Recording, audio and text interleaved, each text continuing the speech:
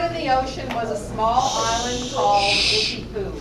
Now ICKYPOO was a peaceful place, and the people who lived there wanted to keep it that way.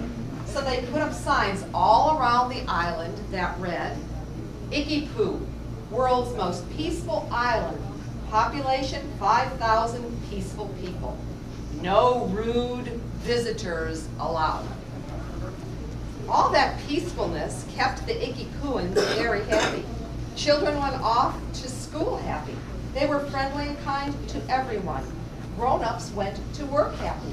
They always worked hard and earned enough money to take care of their families. All the pets in ICKYPOO were happy too. They were fed twice each day. Their bowls were kept full of nice fresh water.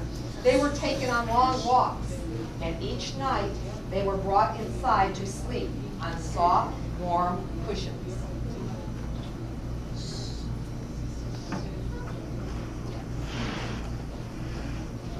Did you all see it? The ICKYPOO pet shop was one of the most popular places in town. It was usually filled with customers. It was always filled with more pets for sale. Mr. Fursmith, the owner of the shop, was really happy to sell pets to ICKYPOOans. He knew those pets would be going to good homes.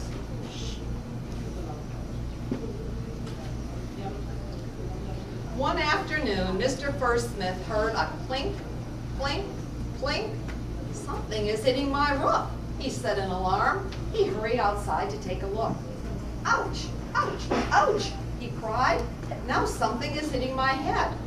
When he looked up, he saw coins were falling all around him. Silver coins. Help! Help! Help! He yelled. Silver dollars are falling from the sky. His customers rushed outside. Ouch! Ow! Ouch! Ow! They cried and tried to cover their heads. They were amazed at what they saw. Look at all this money, they shouted, and it's free.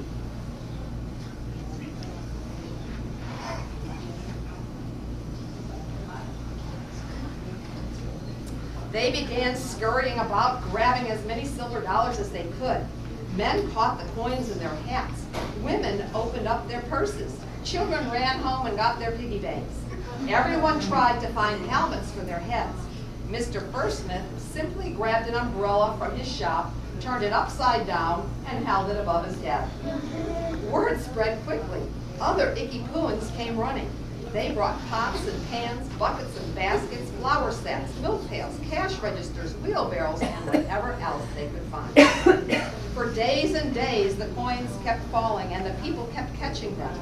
In fact, that was all the people did. Children started skipping school. Grown-ups quit their jobs. After all, they said, we're getting richer and richer. We don't need to work. The rest of the world soon heard about ICKYPOO's free money. The beaches of the island became clogged with boats of all kinds. Ocean liners, yachts, steamboats, sailboats, motorboats, rowboats, and even wooden rafts. There was no airport on the island, but even that didn't stop anyone. The skies of ICKYPOO were soon filled with colorful hot air balloons.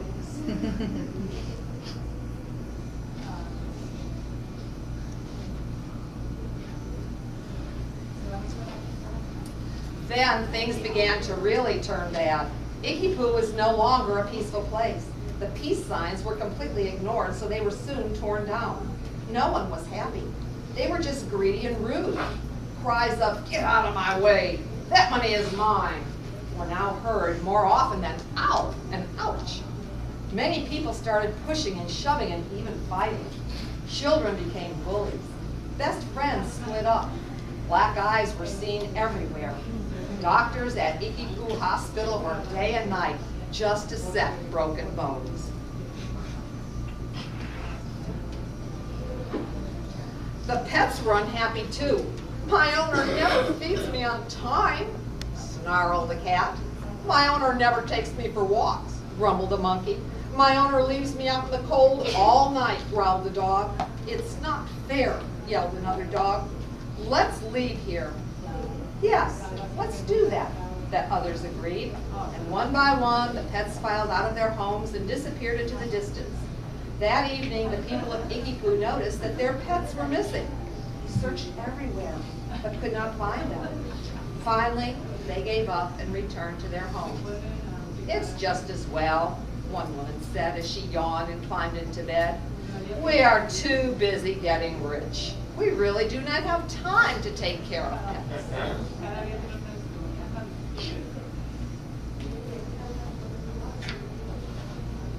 Then something surprising happened. One morning, the silver dollars stopped falling from the sky. The people were very upset. They wanted more free money, so they kept watching for many months, but nothing happened. "Never mind," the people finally said. "I suppose we're rich enough. Let's put our money in the bank where it will be safe." ICKYPOO began to settle down. All of the outsiders left the island. New peace signs were put up, and the children were sent back to school. However, the grown-ups did not go back to work. They had become very lazy. All they wanted to do was sit around and count their silver dollars. Mr. Goldbags, the owner of the ICKYPOO Bank, didn't mind. He was happy to store all that money in his bank vault. He even set up a special room where people could come and enjoy counting their coins. One Friday afternoon, Mr. Goldbags and his secretary got ready to leave work. He was just putting on his hat when suddenly he saw a dog sneak slowly behind the desk. "What is that dog doing in here?" he called to her.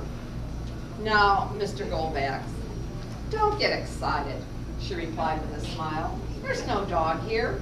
You know we never allow dogs in this bank." He thought for a moment, then he shrugged his shoulders. "Oh well, I guess I just imagined it." He soon forgot all about the dog and left for a peaceful weekend. Look at the details.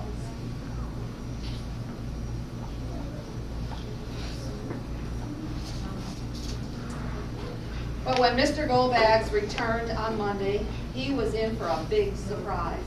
The bank lobby was filled with unhappy customers, including Mr. Bursman. The people were really angry. They started yelling and screaming, "My money is gone! My money is gone too! What happened to our silver dollars?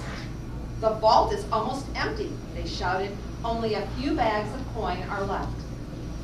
"We think you stole our money," Mr. Bursman shouted. Oh, my goodness, no!" Mr. Goldbags stammered. "I didn't steal anything. Before I left last Friday, I locked all the doors and set the alarm." "Well, somebody took our silver dollars," snapped a woman. "And what are you going to do about it?" "Oh, I don't know," Mr. Goldbags replied as he looked inside the vault and shook his head sadly. "Let's talk to Mayor Busybody," suggested Mr. Bursman. "He usually knows what to do." Yes, everyone agreed. "Let's go to his office right now." Mayor Busybody was stunned when he heard the news. "We will need to find a good detective to investigate this robbery," he said, and that very day he hired one. Mr. ICKYPOO arrived early the next morning. Everyone was waiting for him at the bank. The detective handed his business card to Mr. Goldbags. It read, "Mr. ICKYPOO, Super Sleuth." Mr. Solvit removed his hat. Then he opened his bag and took out a large magnifying glass. "Where's your vault?" he asked in a businesslike tone. Mr. Goldbags led the way. Mr. Solvit followed close behind, kneeling now and then to pick up some tufts of black hair from the floor. "This is very interesting," the detective said thoughtfully. "What is it?" Mr. Goldbags asked. "I believe it is hair from a dog," Mr. Solvit answered.